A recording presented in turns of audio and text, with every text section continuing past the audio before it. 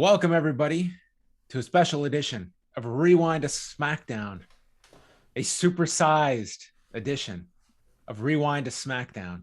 More commercial-free, head-to-head.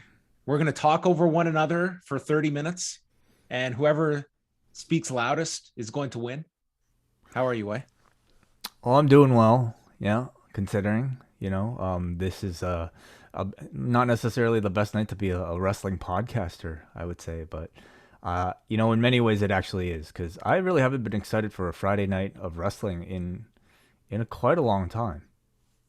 I think our idea of splitting it up was like the greatest thing of all time. I love tonight. Tonight was like the most relaxing night I've had in any of the Fridays we've done. Dude, I'm not kidding. Because of this system in Canada where, like, for us to watch Rampage and do this show after, we have to watch it live. We have to be done SmackDown by the time Rampage starts. So it is a race some Fridays for me to finish in time for 10 o'clock. And without that pressure, dude, I was just like, okay, I'm going to watch some wrestling. I'm going to take a break here. This was the easiest Friday in the entire run of Rampage. Wow, okay. So you haven't seen any of Rampage? No, I watched a fair amount of it. I saw Suzuki and Danielson, and I saw the 6-man at the end of Rampage. So I saw key parts of both, but not everything. Okay, great. Well, excellent. Well, I caught a bit of SmackDown before I had to watch Rampage, so we'll fill each other in, and I'm sure the rest of the room will as well. All right. We will start our reviews in a few minutes, but first, Wai, you came in second place in the prestigious World Transfer Window, losing out by one vote. One vote made the difference, and Jamesy prevailed over you. One damn vote. And tell the world, John, right now, let me ask you who you voted for. I voted for Bryan Danielson versus Timothy Thatcher over the Stadium of Horrors. I did. Son of a bitch. Anybody who, I'm going to let the world know that I put that poll together, so I will have the information of every single one of you who voted for Jamesy and not for me. And you're all going to receive a very nasty email in your junk mail from some random mailing list I'm going to sign everybody up to. That's the threat. I'm just joking. Well, I don't even have access to any of that stuff. Well, every vote counts is the saying, and it really did for the World Transfer Window. Every vote counts. So you know what, guys? Next year, I mean, really, Jamesy, well-deserved win. He's a defending champion, and back-to-back wins, of course, much deserved. So I give it up to him, as well as Martin, Benno, Kate, and Andrew, and everybody who was a participant in this BWE global transfer. So you know what? Maybe next year somebody can take his crown. Well, if you want to go back and listen to these cards put out, it was a fantastic edition of the British Wrestling Experience from a couple weeks ago. They have a new episode out on, just came out on Thursday with the results of the World Transfer Window and chatting about all of the latest news, Rev Pro, Progress, Zack Sabre Jr. in the G1, even the little Rick Astley. It was all covered on the British Wrestling Experience. As well, we've got the wellness policy. Wai was a busy man this week, catching up with both Jordan Goodman and Dan the Mouth Labransky to chat about music. Yeah, it was a real pleasure getting to speak to Dan on our network again, of course, but not just about pro wrestling, but about music, something I talk to him very often about off air. So it was wonderful to bring a bit of that on air, as well as, having that conversation with Jordan as well. It was a topic that honestly we came in with very little prep for, but ended up, I think, with one of our favorite shows that we've done of the wellness policy. So do check that out either on the free feed or on youtube.com/postwrestling. Yes, subscribe to the YouTube channel. Like, subscribe, hit the bell icon for notifications. Yes. Send it to unsuspecting family members and tell them, hey, what do you think? I would love that. Yeah. What a great way of promoting our stuff. All right. I think all of the key news is going to come out of the shows tonight. So we're going to dive right into things. I assume do you want to start with SmackDown? What do you want to start with, Wai? Let's start with SmackDown. Well, I mean, with chronological order. How about that? Okay, so Kicking things off from Ontario, California, where they did in fact have a sold out crowd at the Toyota Arena. WrestleTix noting that the capacity was set up for about 7,600 people. Michael Cole did note it was a late arriving crowd here in Southern California. You have to remember that this is on the West Coast, but a very strong like sellout for the company tonight for SmackDown. And man, they just threw everything at you off the top. Earlier in the day, we heard that the tag titles would be defended by the Usos against the Street Profits. That is now a street fight. And you know what, Way? 30 minutes, commercial free, head to head. It's time to bring out the contracts. And it was headlining this prestigious show would be a contract signing between Roman Reigns and Brock Lesnar. That was going to hold people till the end. Edge comes out to start the show. What parts of SmackDown did you see? I caught the first hour. Okay, gotcha. Mm-hmm. So Edge comes out and recaps the feud with Seth Rollins, and Edge sits down in a chair. This man is pissed. He is angry. He is upset. He says that it all started 7 years ago when Rollins tried to use him as a stepping stone. Both had this need to become Universal Champion, which is probably not going to be realized because both men are going to Raw, where the Universal title is not.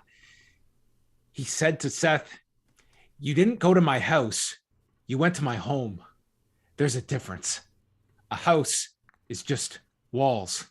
A home is where I break bread with my family. I tuck my daughters in at night. You came into my home and you pissed all over it," which did not air on Fox a few weeks ago. That would have been way too graphic. Probably took place during a commercial. Yeah. Yeah, would have ended up in Sheamus's face probably. They, that wasn't too crazy for Fox, was it? Yeah, they were okay with a urine test that went awry. He brings up, I love this line, like it's true.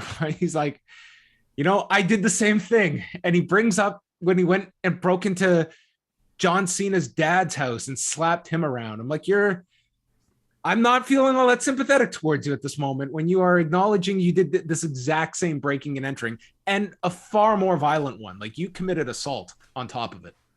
It kind of is karma, isn't it?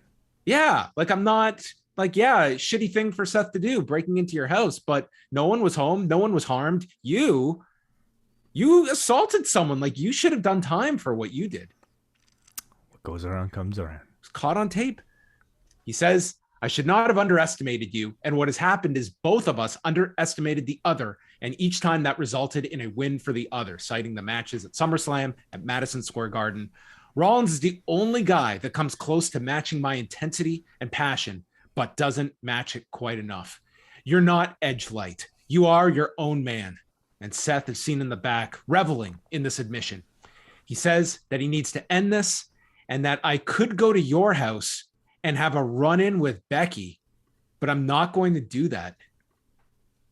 Again, not exactly pulling at my heartstrings here for me to watch this guy triumph here as he's threatening bodily harm against a woman, but Edge is not going to go that direction. This is not 2006. I'm not going to go that route.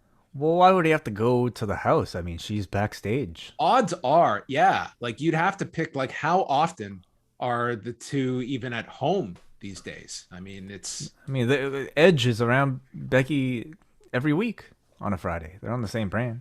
It seems like a waste of a plane ticket to go all the way to Iowa. He did make mention that everybody knows that they have their past issues together, referring to Edge and Becky Lynch's brief Twitter war.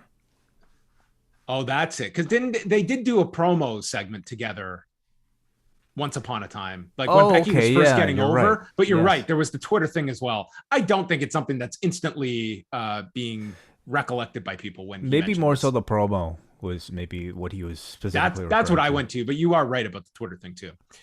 He says, "You never feel sympathy for a devil, and that's what we are. I will not hesitate or give a second thought about ending you. The story ends at Hell in a Cell. I'm going to scar your soul, and it will be a scar you will never, never heal from." It's going to be a disease that he inflicts him with. It was like an intense promo, very, very intense Edge promo, but one that is like, sometimes you just get a lot of like clever lines together, and that passes for a great promo. Like this built the match for Thursday, and then we would get the rebuttal later on from Seth. I thought it was a fine promo from Edge. I think the style that you've expected from him, a very, like you said, intense, looking into the camera and look at me, look at me type of promo. But yeah, he was sweating. He was sweating. Yeah, he gets that into it. But I thought it was justified considering he's responding to a man who just invaded his home.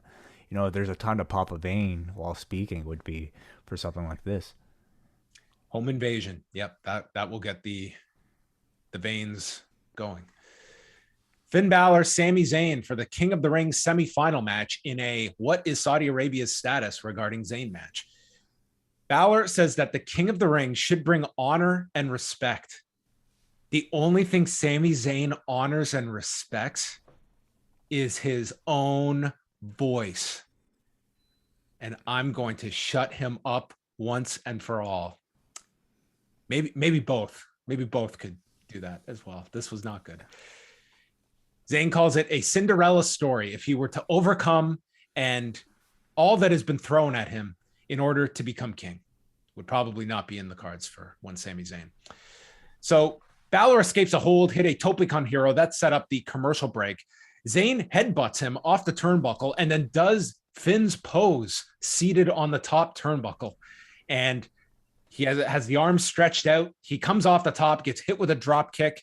Haluva kick misses, but crotches Finn on the top, and then does a roll up using the rope. Referee Jessica Carr catches Zayn, and then Balor comes back, sling blade, a pair of shotgun drop kicks, misses the first coup de grace, and then escapes, hits Zayn with more, and this time on the second try, hits the coup de grace in 11 minutes and 25 seconds. Sami Zayn is not going to Saudi Arabia. Finn Balor is to face either Xavier Woods or Jinder Mahal next week. Zayn's just going to have to try harder next time if he wants that ticket to Saudi Arabia. That's really it's like the ultimate destination. Mm-hmm. That would be the Cinderella story. It would be, yeah. Good match, I thought. A good WWE style match, I suppose. I think exactly what you would have expected from these two. Very good chemistry, but not necessarily the type of match where you talk about or even really reflect on much after the fact. But it was very enjoyable, I thought. They all did their key spots, and it flowed as a WWE match does, and that is what this was with our 3 to 4 minute commercial break in there as well. Announced for Raw on Monday. This is like all the talent that's leaving the shows. They get title matches on the way out.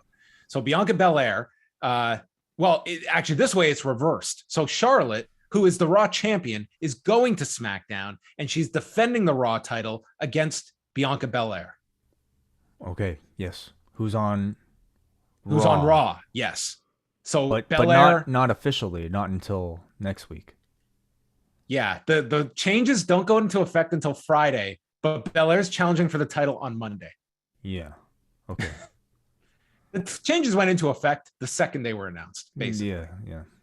And then we've got the King of the Ring semifinal with Woods and Mahal and Baszler and Doudrop in the Queen's Crown semifinal. Throughout the night, they aired various coming soon videos of various talent coming over from Raw, including Drew McIntyre here. There was a long video on the whole Roman Reigns, Brock Lesnar program and Heyman's dilemma where he was pacing in Aleister Black's room. It was a well-done video. They're also marketing this as the biggest match of the year for Thursday. All right. Okay. As Cole was hitting you over the head at 12 noon Eastern. 12 noon Eastern. 12 noon Eastern. Probably just a few hours after we find out who the G1 winner is. Literally a few hours after. That show starts at 5 a.m. It's probably over by 8:30. And the kickoff for this, they didn't mention the kickoff is at 11. All right.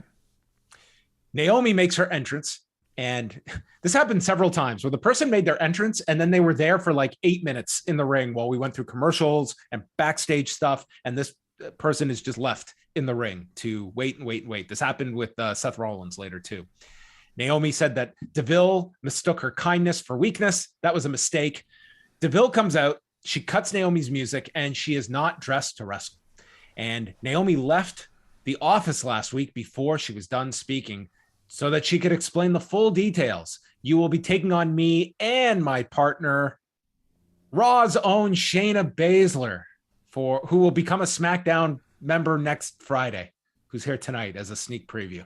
So we had a handicap match, and Naomi got in some offense and was able to fight off the two at various points, but succumbed to the numbers game. She got backed up into a Kirifuda clutch and then released as Sonya stood on her for the count in 2 minutes as they prevailed. I think everyone suspected this was going to be some kind of angle to this, get away from the singles match, but the program will continue. And I mean, the program has been fine, so I don't mind that they are extending it a bit here.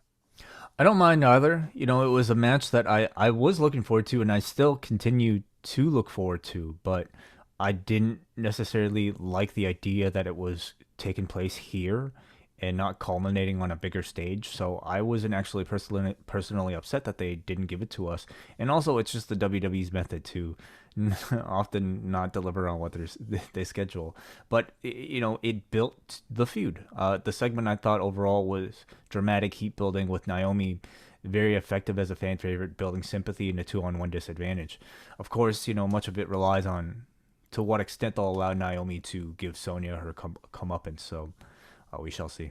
And probably Baszler in the role of Sonya's muscle when she comes over from Raw. Okay, I like it. That's probably the introductory role for her.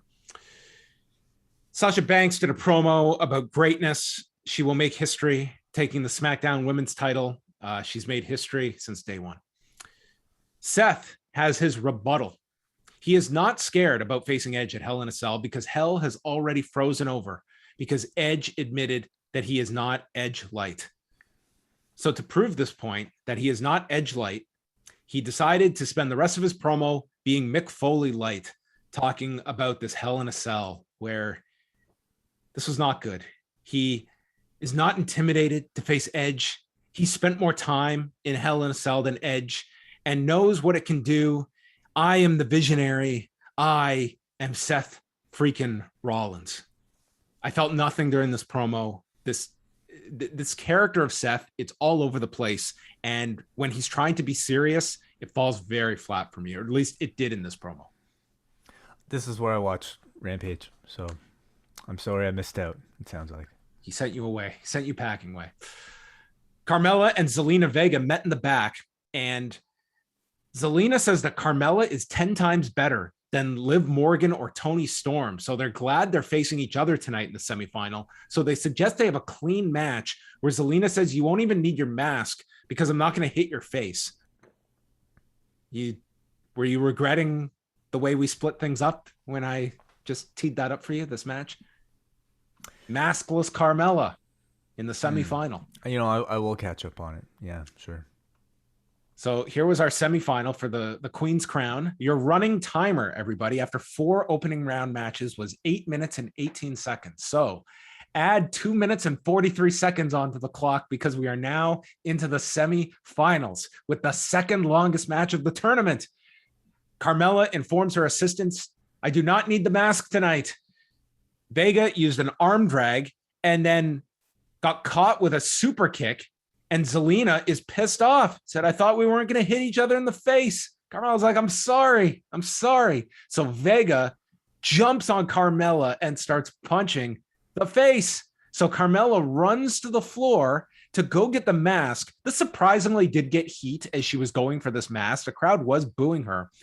And then all of a sudden, the assistants are replaced by Liv Morgan, who is just standing there. She just, poof, out of magic, came into holding this mask ringside, and this spooked Carmella, who ran back into the ring and was caught in an inside cradle by Vega, who advances to the finals for next Thursday at noon Eastern, 12 noon Eastern. A bit of a surprise. I didn't really expect Zelina to be the one to make it this far, but in these cases, it really sounds more like, you know, she'll probably ultimately lose to whoever is in there. And really these matches were more so done just to kind of further like this Carmella story with Liv Morgan.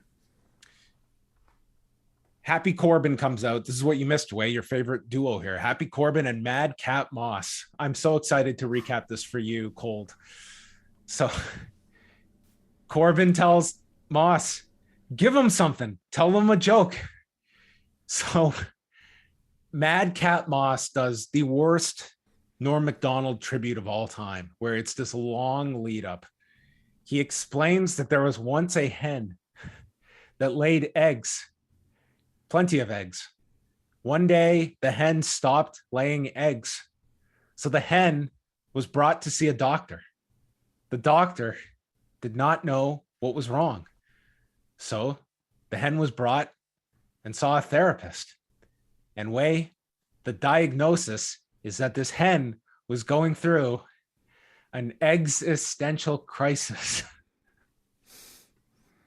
Nice. Awesome. Corbin, I'll tell you, what makes this is they laugh. Each of them sell their jokes as the funniest thing ever. And it's the amusing part of this. I can't hate on it. Corbin then says, well, Kevin Owens sure flew the coop last week. What do you call Kevin Owens writhing in pain on the floor? Just another Friday night. Ha ha ha ha ha. There was no Kevin Owens.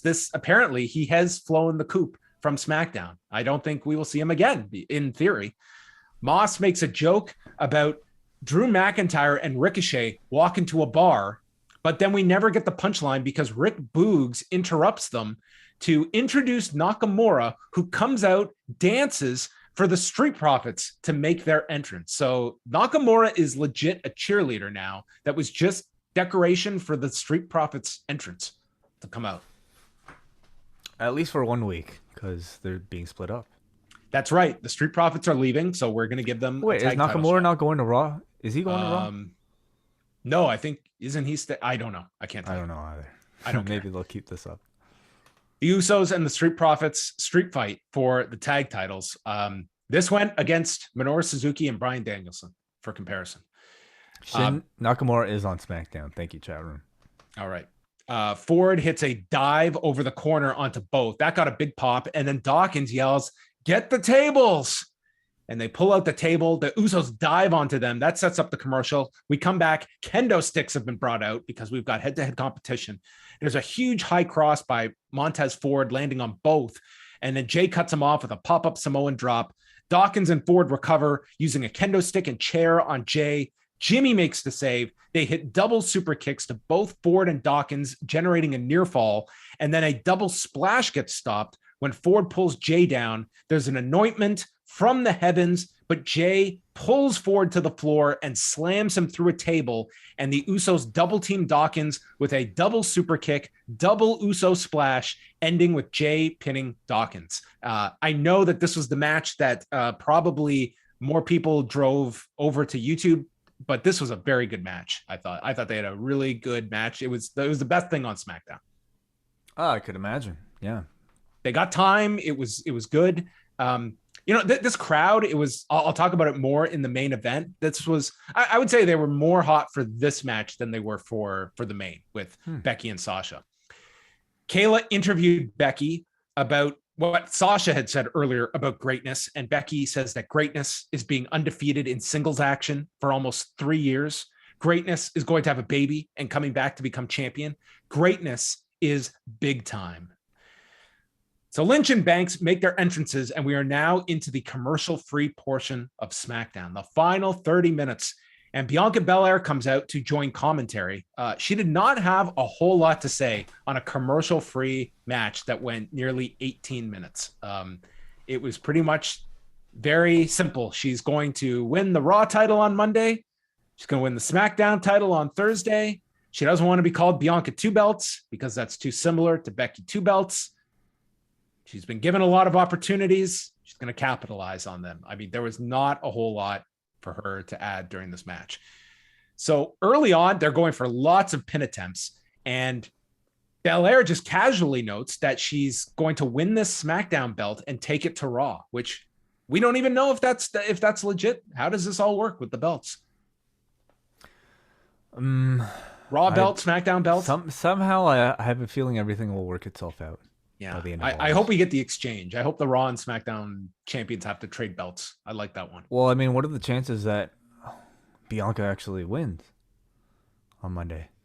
I guess it's possible if you want to have that. So she keeps it on Raw, and then, or you're going to do the silly thing where Becky retains, and her and Charlotte just give each other their belts. Yeah, that I mean, that was met with I think a lot of negativity last time. So it makes me wonder if they'll actually just kind of do these quick title changes to avoid that situation. Because then you could have Bianca win the Raw title, and then you have who in the three-way is going to SmackDown. You've got is Sasha, and that's it, right? Because Becky and Belair are on Raw. Yes. Yeah, you could do all of this stuff. It is possible. Sasha worked this match as the babyface. She was doing the Eddie spots. She did the Three Amigos, which got a Eddie chant. She did the frog splash in this as well. Like, it was a very clear babyface direction for Banks. There was one spot. Banks goes for the double knees on the edge of the apron and runs into the post with the knees. Later, they were doing a tug of war, and Banks sends Lynch's arm into the post and then lands the double knees against the post. Becky, like, there were 3 different leg drops in this match, like off the turnbuckle. And man, I would not want to be like overdoing the leg drops off of any heights. Those add up real quick. Might want to curtail the. Yeah, I don't think I would ever do a leg drop one time in my life. I'm good. They're the ones that those will give you problems long term. There's a backstabber, and Becky just retreats to the floor. She stops a sunset bomb and hits a leg drop onto the edge of the apron. Becky then comes off the steps and is caught with a Banks statement on the floor. She's tapping out, but they're on the floor. So Banks rolls her in, lands the frog splash, but Becky kicks out. Banks then gets caught in the corner with an exploder, and we were doing the exaggerated stunned look on the near falls. Becky was just, her jaw hit the floor. She could not believe she kicked out.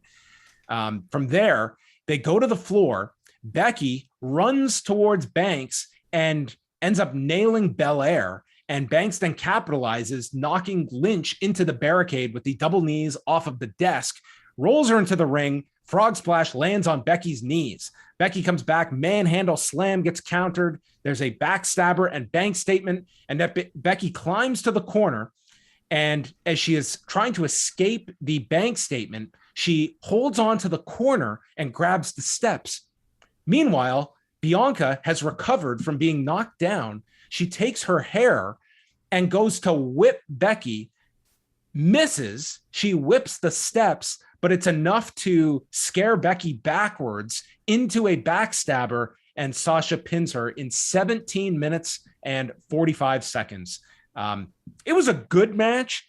It was one that it did feel like they were stretching things. And I think my biggest negative is that there was a lot of focus on near falls that this audience did not react in the way you would hope for a lot of these near falls that I think would have elevated the match more.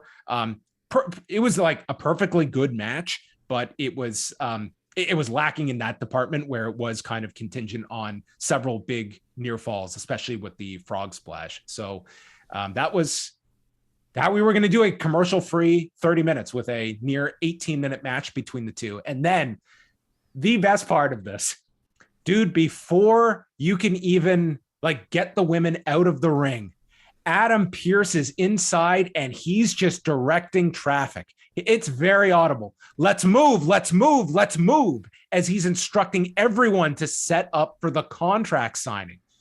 Pat McAfee does not realize that this is commercial free. And he's just talking as if it's a break and says, "Who is this guy? Is that some big bald doofus?" And Michael Cole informs him that's Adam Pearce. Michael Cole knows. And then Michael Cole is explaining that we've got a contract signing. So I don't know if McAfee thought they were in break, if the show was over, but then it clicks for him. Oh, the contract signing. He literally says out loud, "I forgot we were commercial free." And this was great. Are you suggesting he doesn't recognize Adam Pearce? I don't know if he was joking around or what, but he seemed confused. Adam Pearce is on the show every week. How could he not recognize Adam Pearce? And it wasn't like they were up at the stage; they were ringside. It wasn't. He must have been joking. He might have been joking, but he was definitely confused as to what was going on and made it very clear. It's Pat McAfee, and his leeway is much greater than most announcers, where this was just total comedy, but works because it's Pat McAfee. And then he just suddenly realizes everything here. So, I mean, they weren't rushing because there was very little to get to here. Reigns and Heyman came out. Big Brock came out in his black and white sleeveless plaid shirt with cowboy boots on. Heyman tells Roman that I am counseling you to sign the contract. Everything that you have requested is in it. So Roman oversees the contract, signs it, sends it to Lesnar, who without even looking signs it off, which for a guy that nearly was held to a 10-year no-compete by this company, I would always read before you just sign your God knows what away. And Roman calls him a dumbass for signing without reading it. And Brock laughs and says, I read it this morning with my advocate, Paul Heyman. And everyone goes, ooh. And Brock walks out as Roman looks distressed. That's how the show ended. So clever angle as they're continuing to play with the Heyman role in all of this. But yeah, that was SmackDown. I thought the street fight was the strongest thing on the show. Contract signing was fine. Women's match was good as well, but it was SmackDown, but a half hour longer. But some key stuff to build up for Crown Jewel on Thursday that they got across.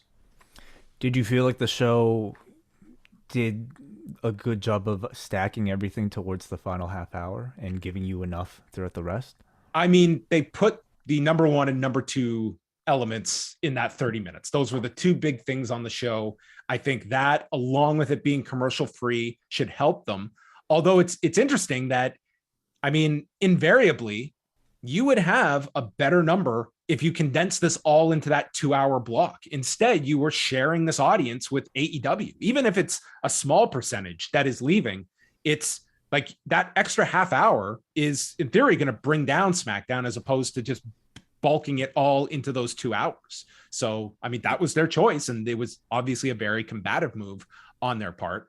Now, on the other side of things, we had AEW adding the buy-in. So seeing how this all played out what did you think about the AEW having the 2 hours to work with as opposed to just the one? You know, it felt like an edition of Rampage. And I would say one that maybe might even be more special than your typical...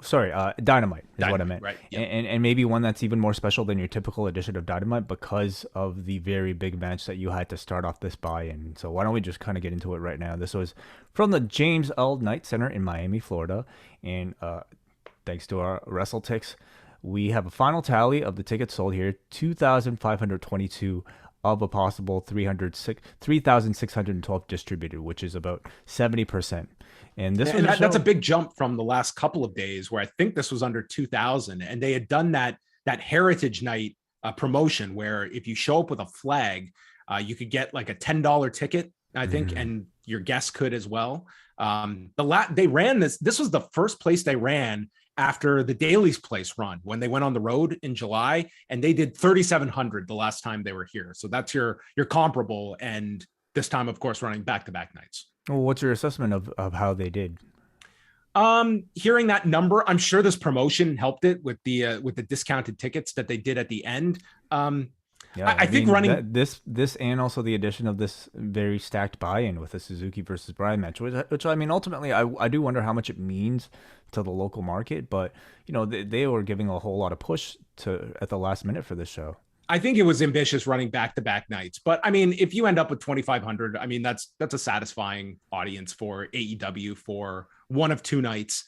Like I would say if I had been someone, I probably would have picked one night and probably leaned Dynamite. But if you hear Danielson and Suzuki, that would have tipped me to go to this show. So on commentary today, we have Excalibur, Taz, and Ricky Starks. And of course, that's because Chris Jericho is in the main event here. But to start the show off, we have Ty Conti versus Santana Garrett. These two, many people were talking today, had a match back in NXT in 2019 in November. So pretty much like 2 years ago. And they were, in fact, involved in the first quarter hour that had actually beat Dynamite back when the shows were going head to head. However, it was also a match that was remembered perhaps for all the wrong reasons because it was not very good. So this was a chance to see in 2 years' time how much both have advanced, especially at Ty Conti. Both of them throw their versions of arm drags until they reach a stalemate early on, and then Santana Garrett gets control until Ty Conti pumps up the crowd for a comeback. She hits a series of running boots, and then the DDT for the win. In about, I would say, give me the second here for the actual match time, about 4 minutes 42 seconds. So not really a long match, but I will say, Garrett, I think, looked fine here at the level that I think we've all seen her at. Can't really say that she made any particular impression on me, nor do I really think she was meant to, because I really felt like this was a great showcase for Ty Conti.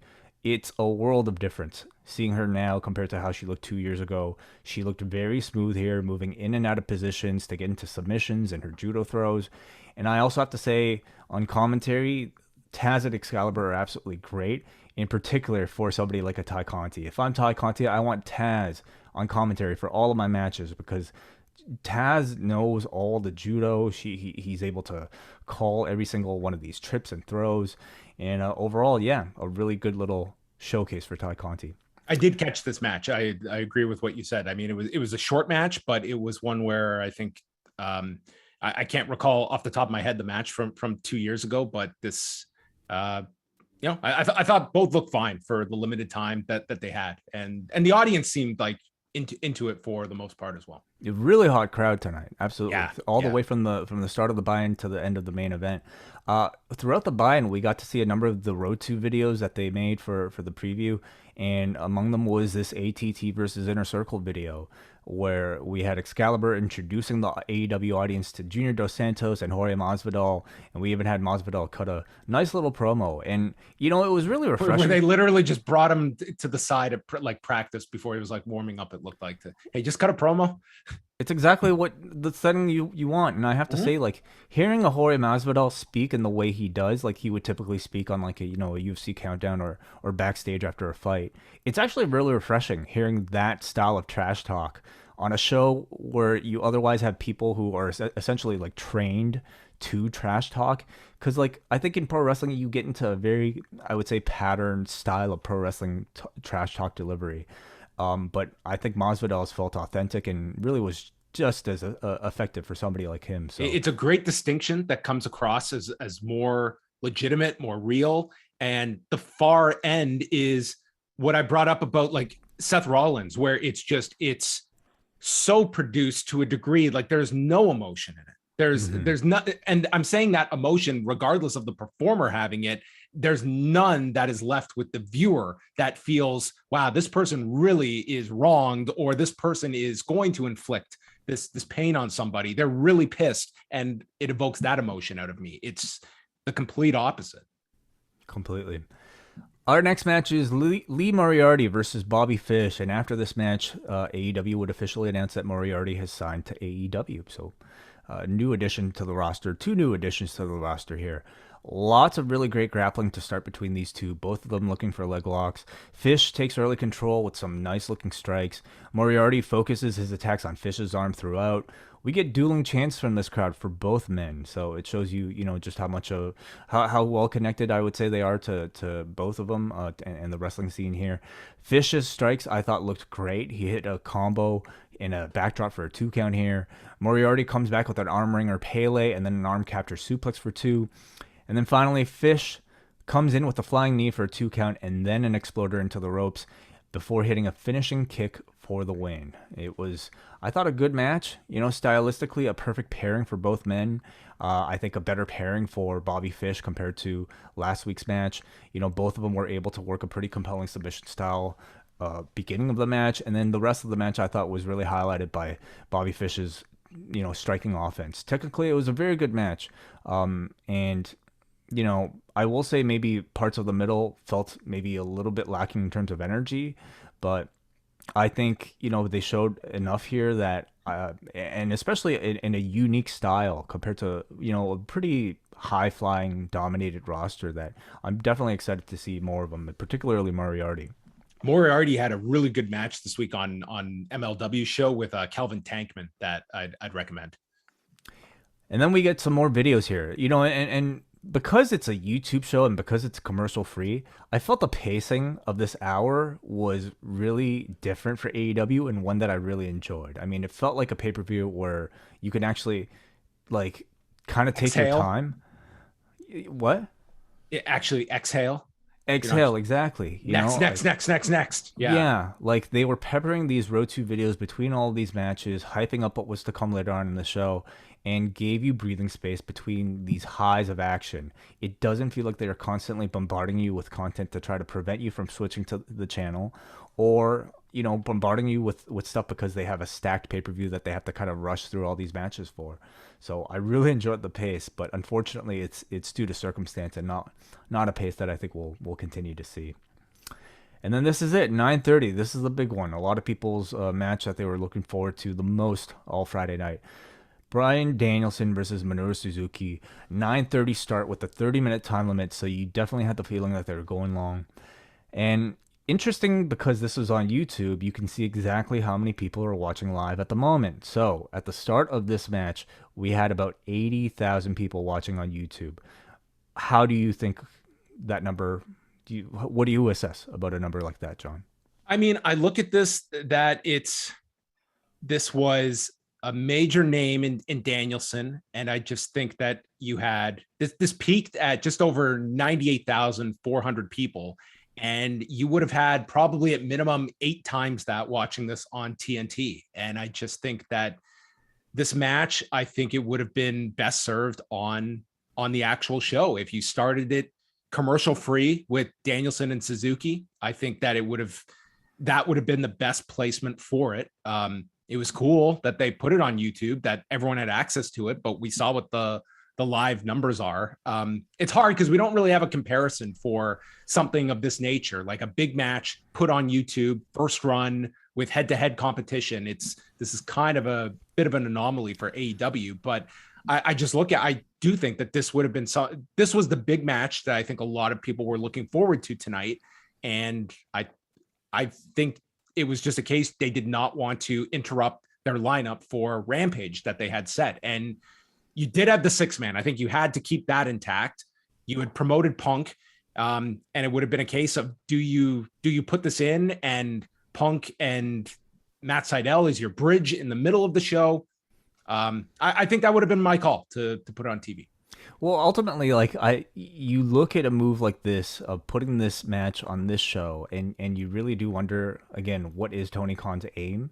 On the surface, it just feels like, okay, you're going to run head-to-head with us. We're going to try to take a bite out of your viewership. But clearly, I mean, 80,000, 98,000 on YouTube of hardcore Which is fans. A worldwide number, too. A worldwide number. That's not going to take a significant chunk out of, exactly. Like, we're not even localizing how many people are watching in the U.S. here. So ultimately, what is Tony Khan's aim here? Is he looking to take a bite out of the rating, which I don't think he had a hope of with the YouTube match between, Minoru Suzuki and Bryan Danielson? It probably helped the walk up a little bit for Miami. I mean, probably there's that. Or was it also to just, claim the night on the Twitter discussion? You might have the better rating, but we have the better critically acclaimed matchup over the evening. Could that be it? I just look at, you're looking at which match commercial free that Rampage starts off with. I mean, Punk's matches have done very well on TV. There's no disputing that. I think this starting off, it would have been where I would have gone. I would have started Rampage off commercial free with this. So to start the match, there are AEW chants, there are "This is awesome" chants. It's exactly the type of dream match scenario that we've seen so many times when we see two people standing in the ring in front of each other for the very first time. It really is electric and it really is amazing in that arena. They start things off with some great looking grappling exchanges. Bryan was able to hook in a knee bar before Suzuki was able to roll to the ropes. Bryan shoots for an ankle pick and dragon screw attempt, but Suzuki rolls with it. Bryan responds with a big kick as Suzuki mentions for more. And this is the beginning of one of 10,000 strikes delivered from both men, simply standing in the middle of the ring, goading the other to attack. Suzuki pie faces Bryan and then just offers up his chest. And this is when the crowd recognizes it and they shush the entire arena. A loud chop by Suzuki as Bryan responds with a big kick to his chest. More chops, more kicks. Suzuki then winds up and delivers a brutal forearm shot to Bryan that knocks Bryan right down. Suzuki controls Bryan on the floor until Bryan comes back with a running knee off the apron. Back in the ring, some amazing facial expressions from Suzuki as he goads Bryan to deliver more kicks. Bryan grabs both wrists, does his stomps, and then applies cattle mutilation.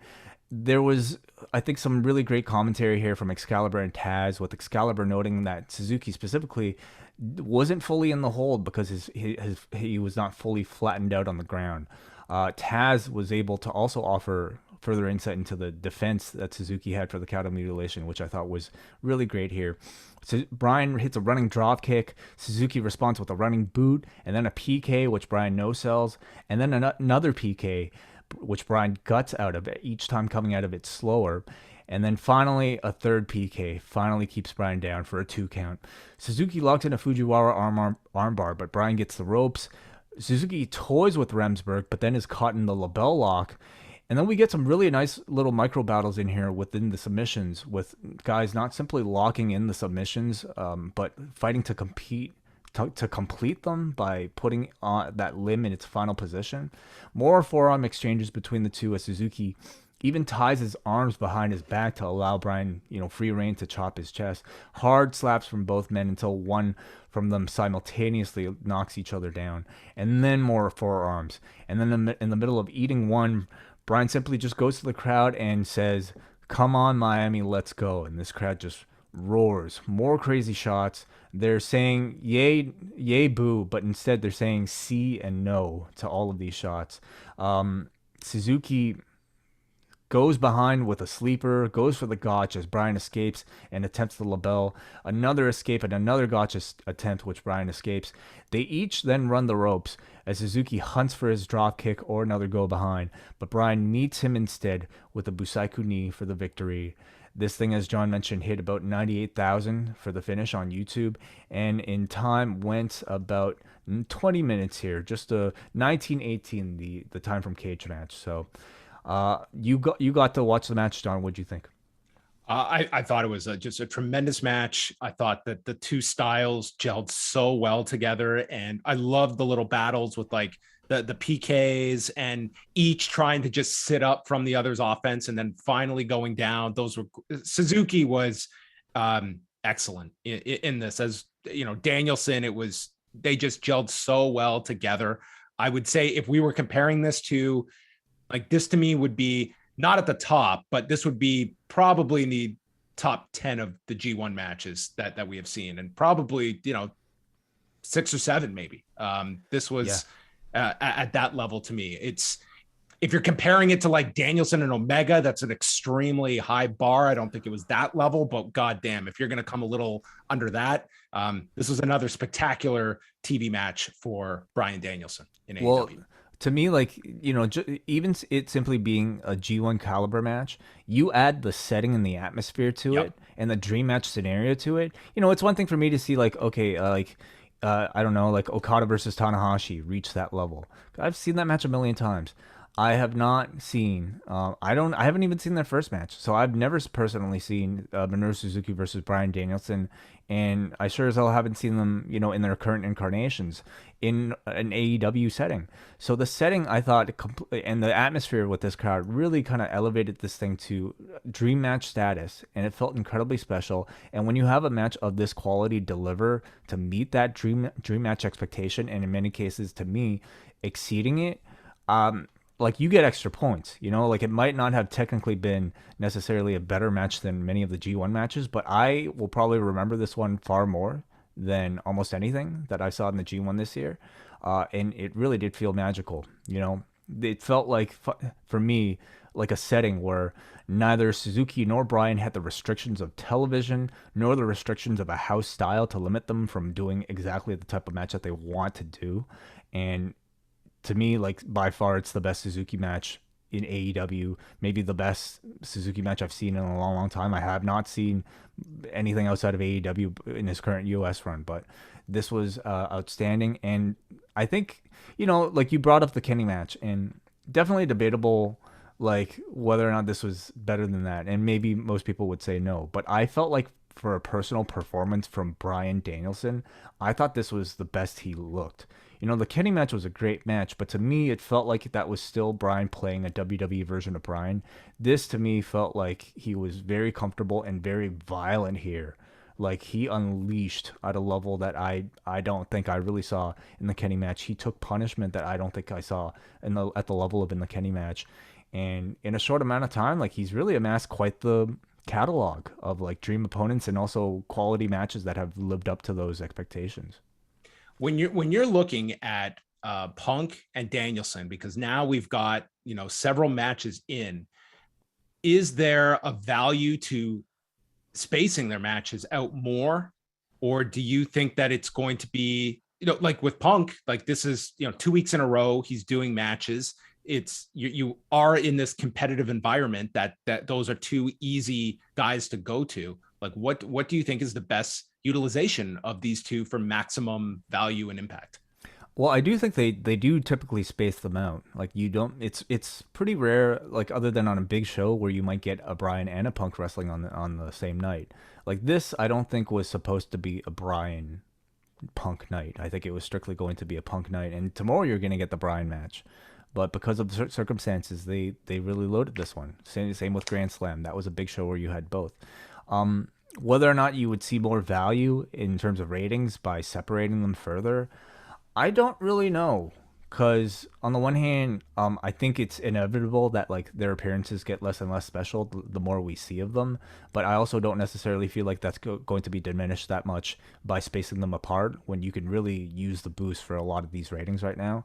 And secondly, in the case of both men, but in particular Punk, like, he's a guy who I think could really use the in-ring time to just kind of get back up, whether it be cardio or just, in terms of style. So I like the fact that we have one of their matches to look forward to every single week.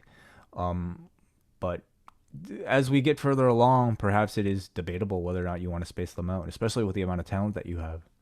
Yeah, I think like there's definitely a happy medium there, that maybe you don't have a Danielson wrestling every single week, but it's also the level of opponents that, I mean, all these matches are going to be so unique to varying degrees. And I think when you have something big that you can pull out of your pocket, like a Minoru Suzuki, regardless, it's going to feel big. And when you can let them go out there for 20, 25 minutes as well, and have the kind of format to do that as well, I think that will greatly benefit them when they can do this. So are you, like, it certainly feels like they're getting more airtime than, let's say, like a Kenny Omega match. Like, they have still protected those, like a Kenny Omega singles match in their run. They have protected those pretty well. So I don't know if it's just strictly because he's champion right now, but I feel like maybe in the future you can kind of cycle, like, let's say when Bryan becomes champion, okay?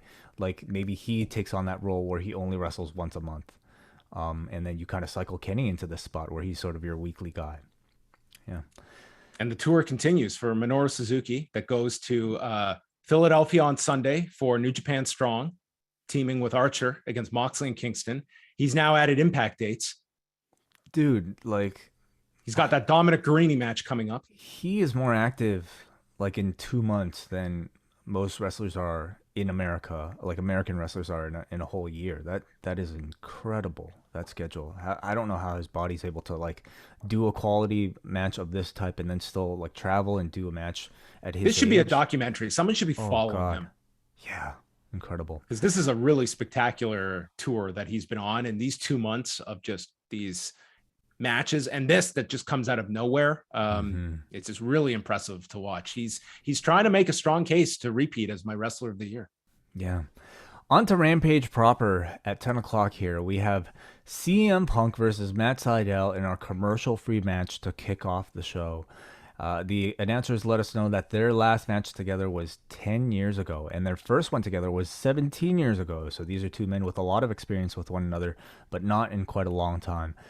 Punk has been making great use of the basic body slam as a new signature maneuver.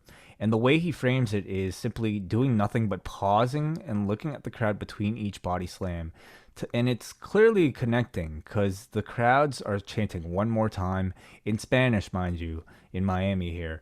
But, we saw it multiple times as sort of like a signature spot of his. Sydal reverses the final body slam attempt into an arm drag, and then both men tease their finishers early on. Punk gets on the apron and hits a body slam to Sydal on the apron before hitting a slingshot senton on his way back in. Sydal then locks in a knee lock, but Punk transitions that into an Anaconda Vice. As Sydal escapes the Pepsi twist, he manages to hit his finisher, the Lightning Spiral, but CM Punk kicks out of it. Sydal then tries for a crucifix after a failed attempt at delivering a shooting star press, but CM Punk catches him into a fireman's carry and lands the GTS for the big pop and the big win here. This match went a bit north of 15, I would say. And I thought it was a good match, very good performance from Sydal, and arguably probably his biggest match since being in AEW, and a good performance by Punk. I think it's a better, type of opponent for him than some of the previous ones that we've seen, but I do also think it's a little bit evident that Punk is still somewhat trying to play catch up with the pace of some of these guys, who in many cases are much younger than him and also haven't really taken these 7-year breaks.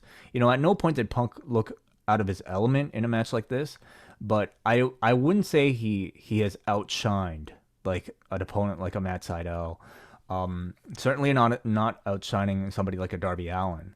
And when you consider the fact that he has been on a 7-year break, he actually looks quite incredible. But this is all to say that I do think in ring, he is competing with a very different level of opponent and a different level of wrestlers than he was last in the WWE, and there is room for CM Punk to grow. We go up next and we see the Dark Order. They celebrate Hangman's official. This is where they, I guess, officially announce that Paige is facing Kenny Omega at Full Gear. So they celebrate the fact that Hangman has a match with Kenny at Full Gear, and they want to make sure that the Super Click won't get involved. So they're going to challenge them to a match. Not exactly sure, unless they announce it online or somewhere afterwards, which 3 Dark Order members will be challenging the Super Click, but it will be the Super Click against the Dark Order at some point, and we shall find out who and when. And then we have Ruby Soho taking on the Bunny here. Ruby Soho throws Bunny. The Bunny throws Ruby Soho into the middle turnbuckle, and she's kind of just laying into the turnbuckle the way like somebody would be stuck in a Cheeky Nando's kick, but because like she was still basically like lying, like standing on the floor, it looked a little bit awkward. But Bunny kicks Ruby's neck basically into the middle turnbuckle, and this kind of begins some neck selling from Ruby. We go through a commercial break. As we come back, Bunny cuts Ruby off, and then a proper Cheeky Nando's kick is delivered, followed by a nice-looking German from the second rope from the Bunny for 2. As Bunny looks for her move, the rabbit hole, Ruby Soho backslides and gets the win. So I would say it was a pretty all-right match. Soho looked good. I think Bunny looked like adequate, is what I would say. I wouldn't necessarily say she looked great, but I thought it was an adequate match. There were 3 minutes kind of cut out of it through commercial, so I can't really comment on a whole lot beyond it. And then afterwards, we have Penelope Ford attacking as she lays out Ruby Soho afterwards, so that might be your next match. On Dynamite coming up tomorrow, we've got Dante Martin versus Malachi Black, the Lucha Brothers versus the mass tag team of Andrade El Idolo for the AAA tag team titles. The brackets will be announced for the World Title Eliminator. We also have Jon Moxley versus Wheeler Yuta, and then Kira Hogan versus Penelope Ford, and Bryan Danielson versus Bobby Fish, which I'm sad to say feels like a bit of a come down after the Suzuki match, but I'm sure the match will be very good nonetheless. And then next Friday, we have the TBS tournament brackets being announced, and then the World Title Eliminator tournament actually beginning, as well as Andrade versus Pac. So pretty much have most of your card for Rampage already. Everyone's going to be cross-referencing Tony Khan's notes to see what pans out at Full Gear. He did address it. Oh, yeah? What did he say? He said that it was... He said he was just jotting down notes and stuff, and he tried to downplay that it was the card is set, which I can totally see. like I can certainly see like there's certain matches on there that make all the sense in the world because they've started the build. There's another part of the card where I'm sure there's like he literally had for Cody like 3 different opponent names. So I'm sure he's still coming up with different ideas. One spot they have to do is the next time Cody comes out with Arn and Arn goes to hide what he's saying, they've got to zoom in and there's got to be some evidence there on the card that gives away the game plan that Arn has for Cody. It should give away the finish for the match for the pay-per-view coming up. And then you should leave it to the internet to get a high-res still shot of it. And then so that they can decipher it themselves. Because I guarantee you somebody will find it. My favorite reaction were the ones where like there's an audience, and I get it. I do get it. That just will never believe that there's ever such thing as a coincidence or a mistake. It was like, this was Tony Khan's plan to get the Associated Press to take a photo of him to get the card out there to gauge what people would say about the card. I was like, are you thinking of like any of this being possible? Yeah. I mean, I do say like, you know, they are, it's a very different time for promoting. It's a very different age that we're in of social media promotion where I think you have to be very creative to get people's attention. But I personally don't give them this much credit that they were able to. Why would you do it? Like, yeah, like I just PR card first, like we'll spoil like the end of our tournament. Yeah, for me, it's like, you know, specifically noting that what Jade Cargill versus Thunder Rosa was going to be a short match until he strictly like canceled it. Like, what's the point of like leaking a bit of information like that? But, you know, either way, it was very clearly a rough draft. So if he scraps the whole thing, I don't think I would hold it against him. Honestly, it's like it's the man's. I think there's probably a good portion of it that, I mean, he's probably locked into like Darby Allin and MJF. Like they've started that. I mean, that makes plenty of sense. I would tell you, it would certainly be indicative of something if he just scrapped the whole card over something like that. I think that would be a way too big overreaction. It's like the story that goes way back when they did the tournament at WrestleMania 4 and the magazine came out that spoiled Randy Savage winning, and they didn't freak out. Like, this is our plan. We're going ahead with it. And the reaction has been positive to the card. So, you know, to me, the big tell will be whether or not we still see Bryan versus Mox, because that is not something that they've really hinted at all. They haven't really built to. So whether or not they still go in that direction and really have the crowd treat it as a surprise, I think the crowd will react really well to it either way, even if everybody knows it's coming.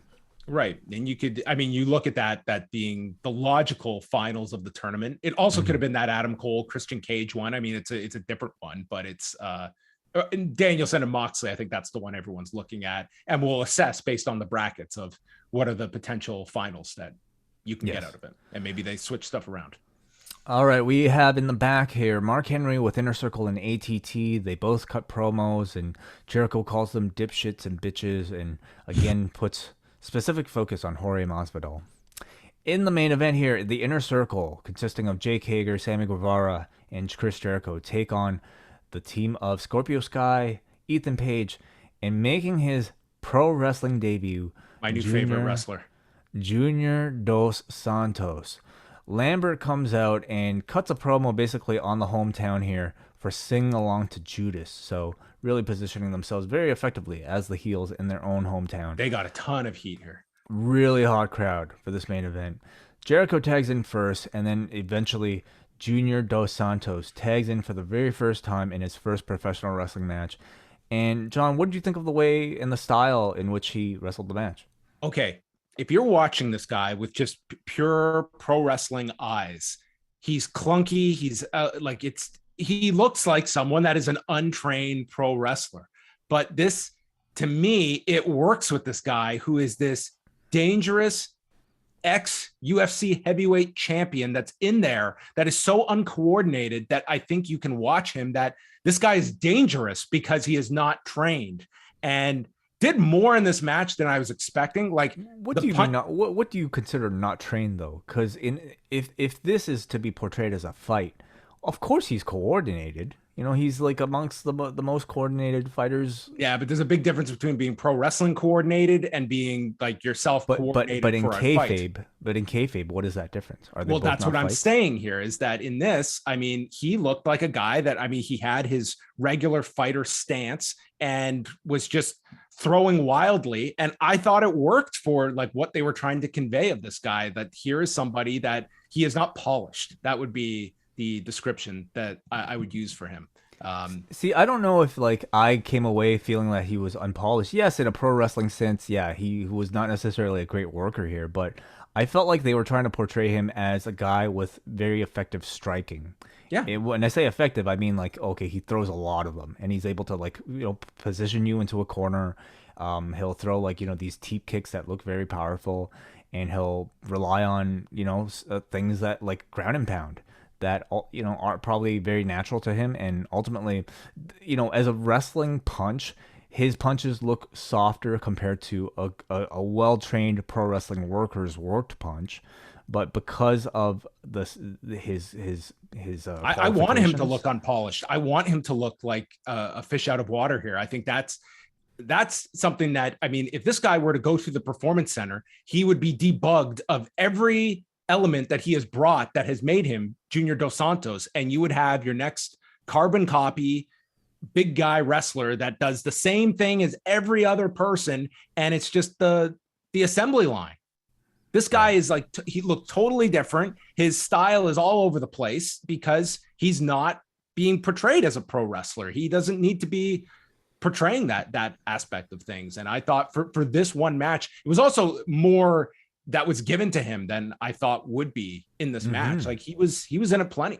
He did a lot here as Jake Hager tags in with JDS, and a lot of the audience recognizes this meeting between two MMA heavyweights, so much so that they started chanting UFC, of which neither man are currently signed to. No, if anything, they should be chanting for Bellator. Yeah, it's a more likely avenue where these two could fight in Bellator if they wanted to put that together. But it was clearly an audience that recognized the term UFC as somehow synonymous, or just like instead of MMA as like an official term.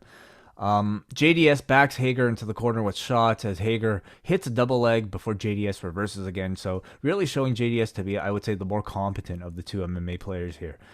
Jericho gets Jorge Masvidal's face on the floor, allowing the Men of the Year to attack him as we go into commercial. JDS comes back in after the break, and he hits a power slam onto Jericho for 2. So the energy I think he had throughout the match, like he really clearly looked like he was having a lot of fun here. So I'm sure we'll see him again. Sammy gets the hot tag. He goes on a crazy run here with a springboard cutter, Spanish fly, standing shooting star press. Sammy looked phenomenal in this match. Just amazing. Jericho is back in, hits a lion salt to Scorpio for 2. The crowd goes crazy for some move that Sammy does on the floor, but the cameras miss it at home, so we don't see what it is. But instead, what we do see is Jake Hager and JDS continue to fight on the floor, with Hager hitting a big Uranagi to him through a table. So that ends Junior dos Santos' first match, and I thought he actually did really well. I did too. Like honestly, he to me is someone that I think the odds of seeing a Cain Velasquez Junior dos Santos fourth match, I think it's coming. Blew my mind. Wow. The fourth match in a Hell in a Cell. How about it? That's so weird, dude. This week is the anniversary of their third fight. How about October 19th, 2013? Yo, how about we could have our first, like, they can all rematch, but we can have our first MMA heavyweight 3-way with Junior, Kane, and Brock. I don't know if Brock is going to throw the whole division in there from like 10 years ago. I thought Junior dos Santos, I think he came off like well here. I mean, if you compare him to Omos, I mean, I think that this guy shows a lot more upside than Omos does. I agree. So back in the match here, Jericho and Sky finish things off as Jericho has Sky in the walls of Jericho, but up comes Paige Van Zandt to distract the referee, allowing Jorge Masvidal to come in with his running knee to Jericho, leading to Sky pinning him for the victory. So I thought overall a really good match, considering the fact that you have one person who has never had a wrestling match before. He looked really well. They protected him very well, and overall, The energy of the crowd was fantastic. They built to some really big spots in this match, and I thought a really nice finish that continued to build this Inner Circle ATT rivalry here. So, afterwards we have Santana and Ortiz coming in to save the Inner Circle. So this seems to unite the Inner Circle. The first time we've seen them together in quite some time. Yeah, and continues the rivalry with ATT, which directly plays into the spoiled note of Tony Khan for a potential Full Gear match.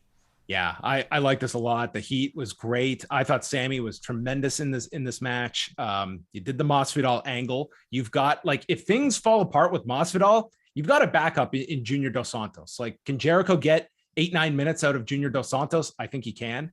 As well, this is the second time Scorpio Sky has pinned Jericho in AEW. You're right. With one of the first episodes of Dynamite in November. It was 2 years ago where he pinned him in the tag match to set up the title match. First time a whole lot more legitimate, obviously, as a babyface than this time, but it would be great if he can, just use this as his own legitimate win. So do you expect more from Jorge Masvidal? Like, they are really positioning him as the final, boss of this feud. Yeah, I mean, it has to be a Jericho Masvidal match at some point. I can't fathom. I was curious if they were going to do any physicality here, but obviously he can do this. A match is probably another level. And don't you think they're building to like a 5-on-5 or something? And that would allow Masvidal to be in the match. All he has to do is run in and do the knee. Yeah, I guess that's one way around it. It's 4 weeks out from his fight. It's just, if I'm the UFC, I'm not letting him do, I don't care what you're telling me. You're doing a pro wrestling match, not a chance when we've got a pay-per-view a month out and you're arguably the biggest star on. Well, they've got Charles Oliveira and Dustin Poirier on that card with Amanda Nunes, and then the Masvidal fight with Leon Edwards. Like, he's arguably as big as Dustin Poirier on there. I'm not giving him the go-ahead if I'm UFC, but they're obviously building towards something here, and a 5-on-5 at least. Yeah, it limits Masvidal to just have to do minor, something small. So those are the two shows of the night, and those are some of our thoughts. And now we open up to all of you in the Zoom room right now, joining us for your thoughts. So if you have anything to say about any of the wrestling that we saw tonight, some of you guys might have seen both shows, or at least complete versions of both shows, whereas John and I may have only had crossover views of each. So let us know what you liked and what you didn't like about tonight. And let's start off here, John, with Hansi. Hansi, what's going on? What's going on, man? Good shows always. I watched both. I liked, obviously, I thought Rampage was a better show. I thought Becky and Sasha was probably better than Punk and Sydal. But Danielson and Suzuki, my criticism aside of putting it on YouTube, I get it. The fans win, all that jazz. I get it. I'm excited for the full, especially with that Full Gear card that got leaked. People are like, oh, should Punk be...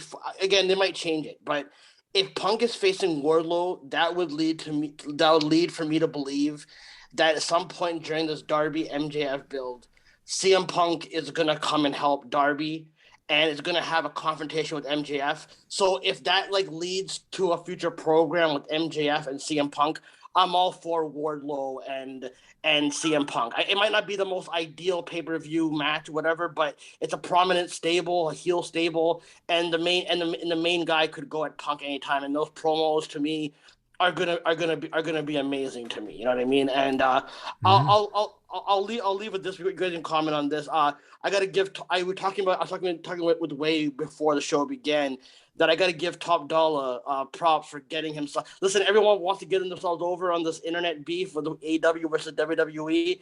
I have no problem with what Top Dollar did, and I love that it triggered every single. I'm not one of those guys that go, oh, everyone's triggered, but people are like, oh, he has no right to ever talk crap about Young Bucks. But it's like, dude, he can get himself over, and he did. He did a diss track to the Young Bucks over the Young Buck beat. So I'm all in for Top Dollar. He became really over with me doing the whole thing. And I'll leave you guys with that. I don't want to take too much of your time. But thanks again. Good shows always, guys. And it's always cool to hear from you guys. Thanks, Hansi. We Thank you, appreciate it. Hansi. Yeah, for people who maybe not aware, Top Yeah, Dollar released get us up to speedway on the beef. Top Dollar. Well, the beef I guess began with Top Dollar criticizing Their shoes? wrestlers for wearing like expensive shoes on TV, but then in their spare time wearing Asics. Which what's so bad about Asics? This Everybody, thing like, really must have escalated if that was the starting off point. and then the Bucks of course responded as they usually do via Twitter bio, talking about how they spent more money on sneakers over the past month than the entire NXT roster. And of course, anytime these shots are thrown back and forth, multiply that by 10,000, in the comment sections.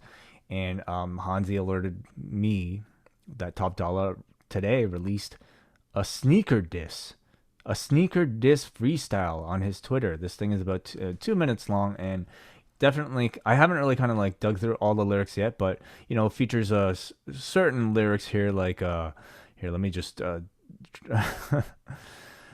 okay, basically like making fun of their height and calling them 5'8", and then as Hansi mentioned, this used a Young Buck of G Unit beat for the background. So I haven't really kind of dug through all the lyrics here, but it's I thought it was some really like creative, clever promotion here. Whatever you think of the rap itself, I think to me, like, the best part about any sort of rap beef is the music that comes out of it. It's the art that comes out of it, and the fact that this dude AJ Francis was able to take this terribly toxic, typically online war and was able to turn it into art. I think he earns points from me. Just don't read the comments. They're not necessarily healthy for you. Yeah, well, we'll get the response on Monday, I guess. On BTE, that's what I said. Like Max Caster needs to help these guys. Like, ultimately, it's got to come from BTE. Yeah, BTE. Sure, they need to respond. The streets are calling for it. Matt and Nick. All right, let's go to our next phone call. We got a Brian. Brian, what's up? Hey, good evening, guys. Thanks again for the show. I did not watch a second of SmackDown tonight, so my night belonged to AEW. And Danielson versus Suzuki, not only a potential match of the year for me, it was also the best match I've seen in AEW this year. wow. And this is a match that I can watch on YouTube as often as I like, which is crazy. And my fingers are crossed for a rematch in next year's G1. And speaking of the G1, I've seen everything from this so far, which is a lot more than I thought I would at the start. I guess I was encouraged by how the first night started with Sabre versus Naito and Takagi versus Ishii. And now that we know Evil won't be winning it, these last three shows are going to be smooth sailing for me. So I'm looking forward to how that ends. Well, who do you think's going to win? Ooh. So in the contest, I predicted the finals would be Kota Ibushi and Jeff Cobb. And okay. That's a strong possibility. I think Ibushi certainly, and then the other side, it's going to be Okada or Cobb. I say just go all the way with Cobb. Have him run the whole tournament. Yeah, I mean, if your intent is to create another major star, I'm with you. I like the idea of don't just let him get to the finish line, like push him over and have him beat Okada a second time. I wouldn't be averse to that decision at all. Just put someone new into the final, and I mean, this year you have multiple Wrestle Kingdoms to work with. That Cobb even winning the whole thing. I don't dismiss that at all. Yeah, plus you get him and Shingo in the Tokyo Dome again. Right. Yeah. That kind of tells a nice story there year over year. Mm-hmm. So yeah, that's all I got for tonight. Thanks a lot, Brian. Thank you, Brian. Let's go up next to Kevin. Kevin, what's up? Hey guys, how are you? Hi, Kevin. Good. I kind of split. I watched Danielson, Minoru Suzuki. I thought that was a really good match. I'll have to go back and watch the Uso street fight. Well, the street fight, like temper expectations. I got more compelled with Becky Sasha than I did with Kevin. Is it just me? Is he cutting up for you too, John? Yeah, he's dying. Kevin, I don't know if you're driving through a tunnel or something, but it's very tough to hear you right now. So. I'm cutting down here a little bit. Yeah. No, So is this better? Not. Okay. Try it one more time. Yeah. Anyway, enjoyed the Danielson Minoru Suzuki fight match. I do agree. I think that should have been that should have been what we watched on Rampage. I really thought I enjoyed the Becky Sasha match for what it was. At least it wasn't a hot tag of like someone was gonna hot tag into and interfere at some point their finisher. At least it was like something legitimate there, which unlike other WWE storylines. And I thought maybe AEW's miss was not having something match Roman versus Brock at the bottom of the half hour. And I mean, it was Ruby, and yeah, I thought maybe that was, you probably could have went Punk there. I just kind of thought that was a little bit of a miss, but that's kind of my thing. My one question is, with Saudi Arabia, I haven't heard any wrestlers deciding to opt out other than Sami Zayn, who obviously won't be going. Is there a particular reason for that this time? I mean, it's not like it was a giant number beforehand. I mean, you had Danielson, Cena, and then Sami Zayn, and believe like Kevin Owens. Like those were the ones that did not go over. So and if they are opting out, like I don't know if they're not going to advertise that either. No. Yeah, it's not something we would necessarily be aware of immediately. So we'll have to find out, or we'll see. I mean, even then, we won't necessarily know what the reasons might be.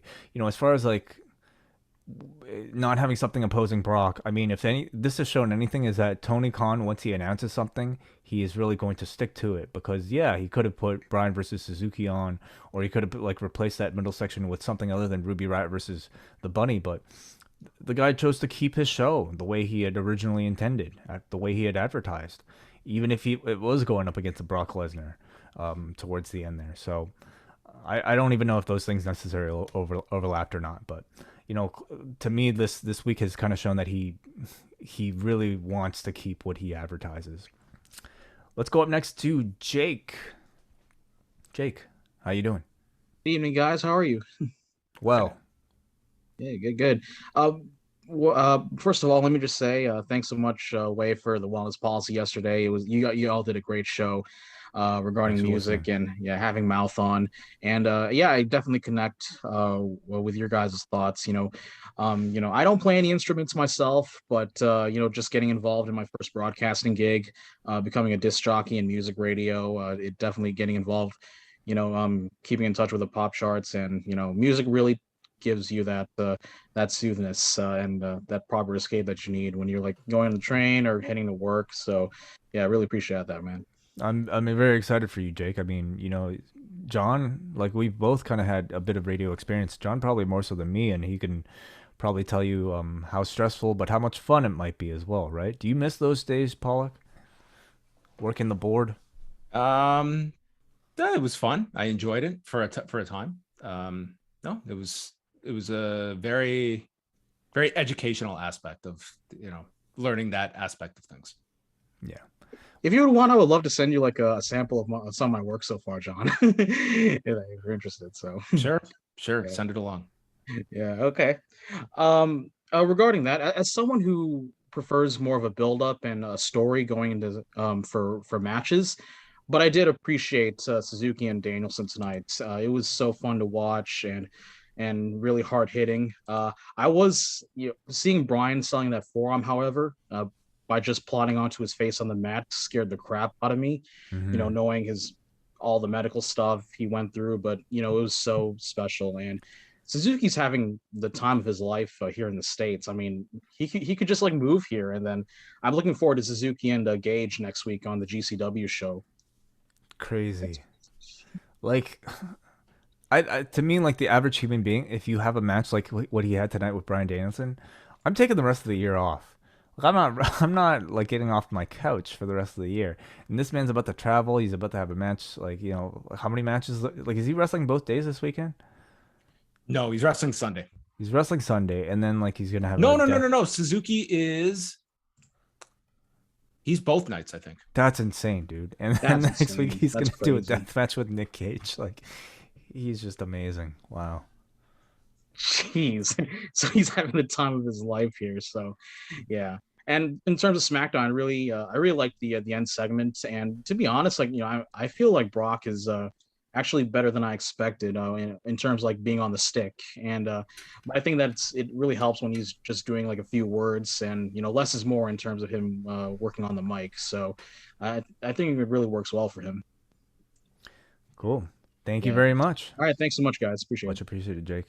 Yeah, he's got Chris Dickinson tomorrow, and then the tag match, the rematch on Sunday. So I mean, it's like a significant pace that this guy is keeping up on top of it. Like, a Chris Dickinson match is not going to be a fucking night off. Not at all. Like, not at all. Oh man, that's crazy, dude. And he's got to get from and he's got a travel day tomorrow too. He's got to get from Miami to Philadelphia. Oh, brutal. Let's go to Professor Kevin here. Professor Kevin, what's up? Good evening, guys. Evening. How's it going? Oh, it's going good because I really enjoyed AEW tonight. I think the decision to have Suzuki versus Danielson on YouTube was a good one. The counter argument being, Tony could have put that on Rampage and really, gone head to head against WWE with that match. I don't think Suzuki brings in the audience that would necessarily, that's not the thing. That's not the match that's going to have you compete with SmackDown. I think then why at it? Why at it? I honestly, okay. So if you follow the ticket sales for Miami before that match announcement happened, I believe they were under 2,000. Yeah, they were right around 1,900. It moved. It moved tickets. It absolutely moved ticket sales. And if you watch the show, which the crowd was alive for the whole night. Even going into the late Rampage portion of it, and I think the match announcement of Suzuki and Danielson, coupled with the the community outreach, where it was, I think, a $10 ticket if you bring a flag of your nationality or whatever nationality you choose.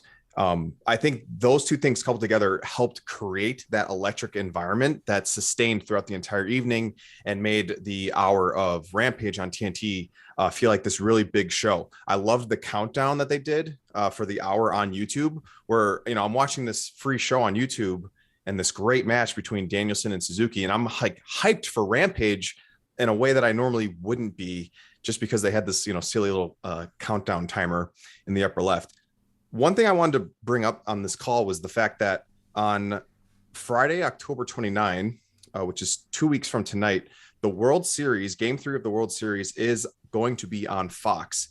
And this is going to happen again, this being presumably SmackDown's going to be preempted, moved to FS1, and Rampage will be in its normal time slot, 9 o'clock Central, 10 Eastern. So I guess what I would ask you guys is, what do you think WWE can do in 2 weeks that would, rival Rampage? Are they it seems like they're kind of running out of tricks, whereas AEW is, Tony is very, very much confident in his lineup, standing pat with what he's putting on the show, and WWE is doing street fights the day of, or title matches the day of. What can they do in 2 weeks to combat the momentum of AEW? Do a Roman Reigns title match. You can contract throw whatever signing you want at another contract signing. No, honestly though, much of that depends on the results of today. And we won't know till Monday, like, how successful either side was, and that's going to determine what they do on October 29th. They may not find that this was worth doing the extra 30 minutes. Like, that extra 30 minutes, in theory, that should bring down SmackDown's number, not inflate it. Mm-hmm. And if I'm honestly not, like, WWE could do anything. Like, they have the star power that they could simply put, if they choose to do this half hour again, and they could make up some sort of bullshit match. They could do Becky versus Sasha a rematch if they wanted to, some rematch, like the 3-way rematch from Crown Jewel, whatever, right? Like, I think for them, the appeal is just simply having the stars on the screen. I mean, in a big enough match that matters too, but I also don't think they're they're hurting for ideas. Creatively, whether or not they're creatively compelling is a different story.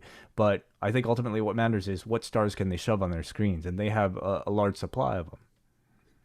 So in that sense, I feel like even if we get the Fast Nationals tomorrow, or definitely the complete results on Monday with the ratings battle, I think no matter what, even if AEW loses in the demo or an overall viewership, I think there's still a win here, because Tony Khan in inciting all this attention to his company is inflating the value of his company.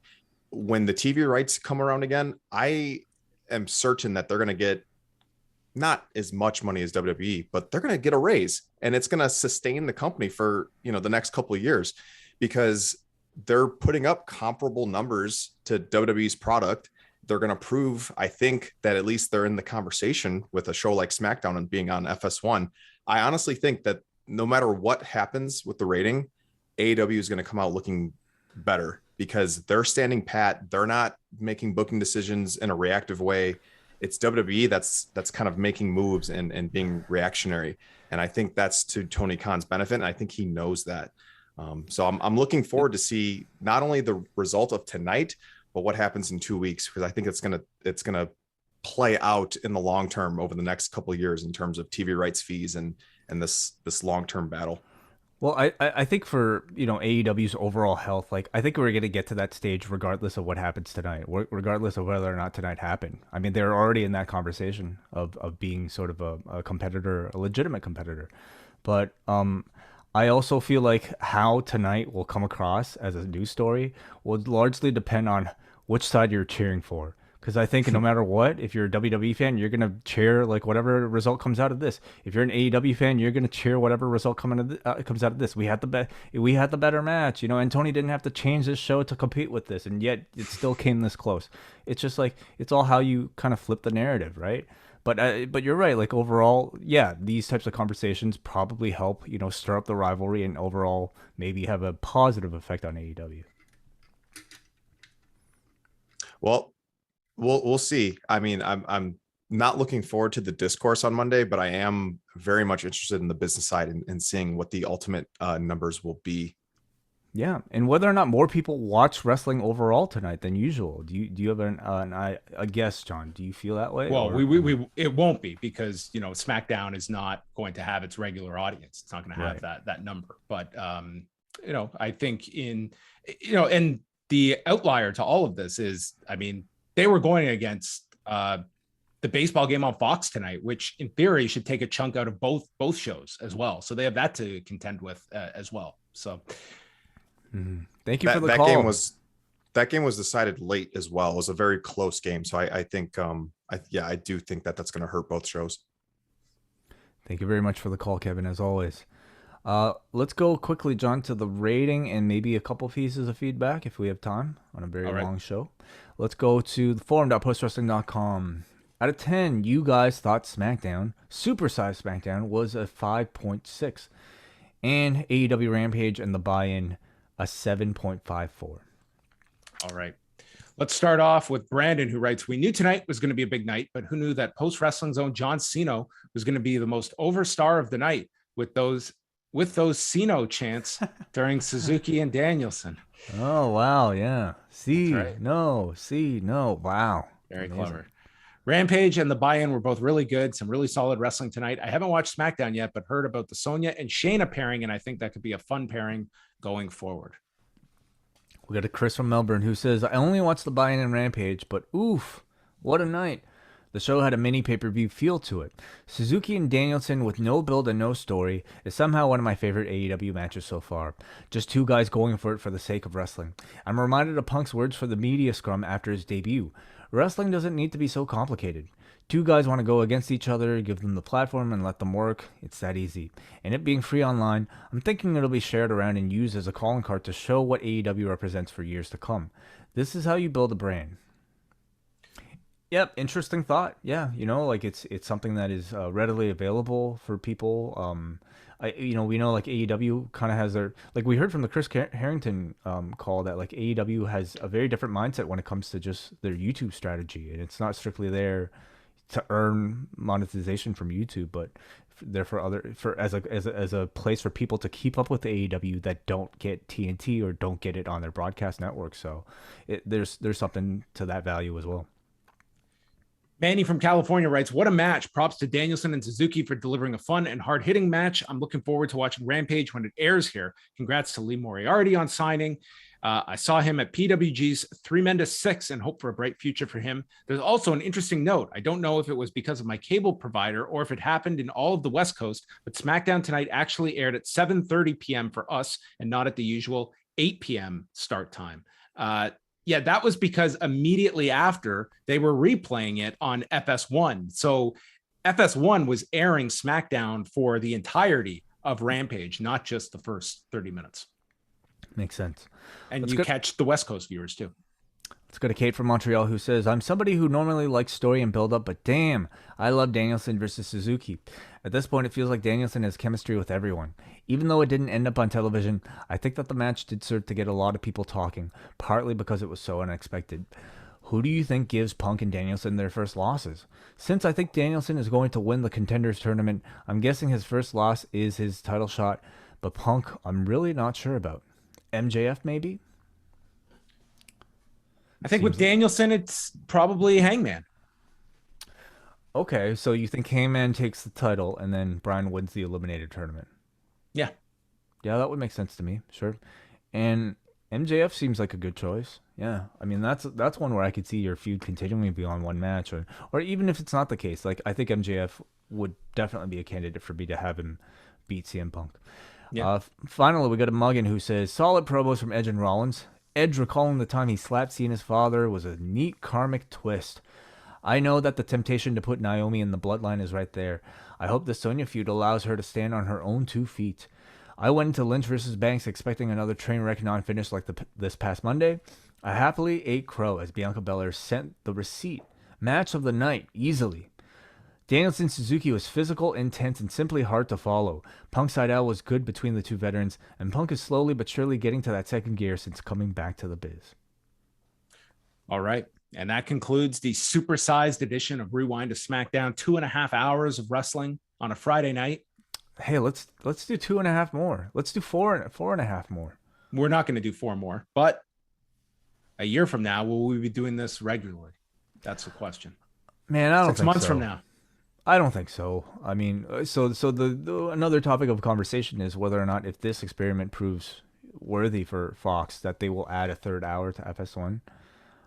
I just to strictly combat Rampage, I suppose. But even if Rampage exists, Dynamite's still there, and Dynamite I think is still going to do well.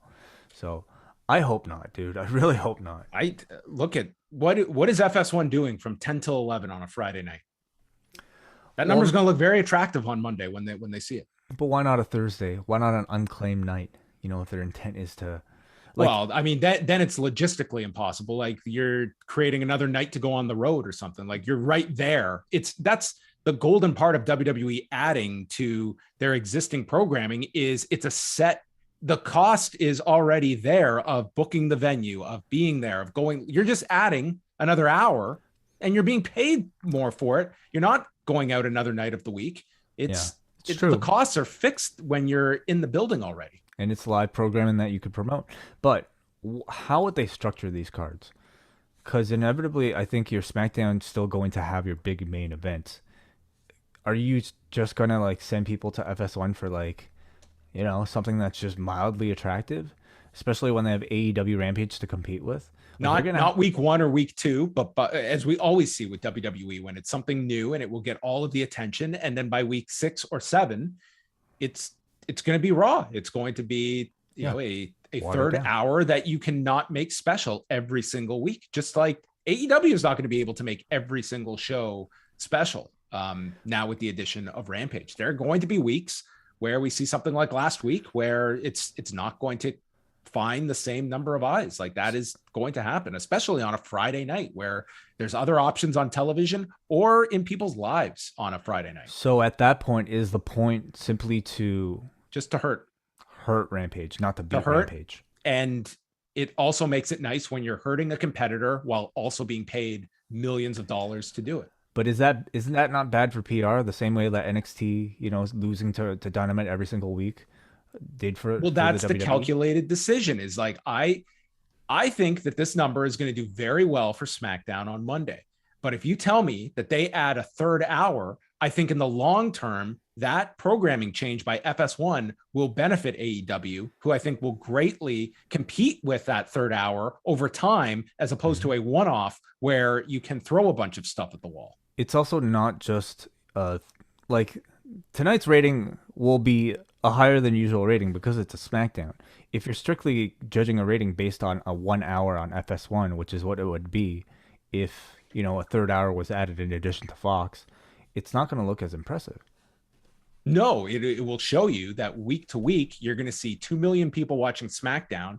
And then at minimum, it's going to be cut in half, usually most weeks. There will be a habit that forms over that time, but you're going to see a great reduction, and you're going to see how much network television. I'll tell you, it's going to really put a spotlight on how much it is different being on cable versus network. And someone that looks at, okay, WWE is commanding this much television revenue. Here is this other company that is doing comparable, that is getting paid a fraction and are showing an upward trajectory over time. Why don't we get in on the not ground floor, but the second floor and invest in this company at a significantly reduced rate? And that becomes the conclusion of not so much AEW being underpaid, but WWE being overpaid. And that is a very realistic possibility in all of this. It's very hard to look this many years in the future of what television executives are going to interpret and where each company is going to be.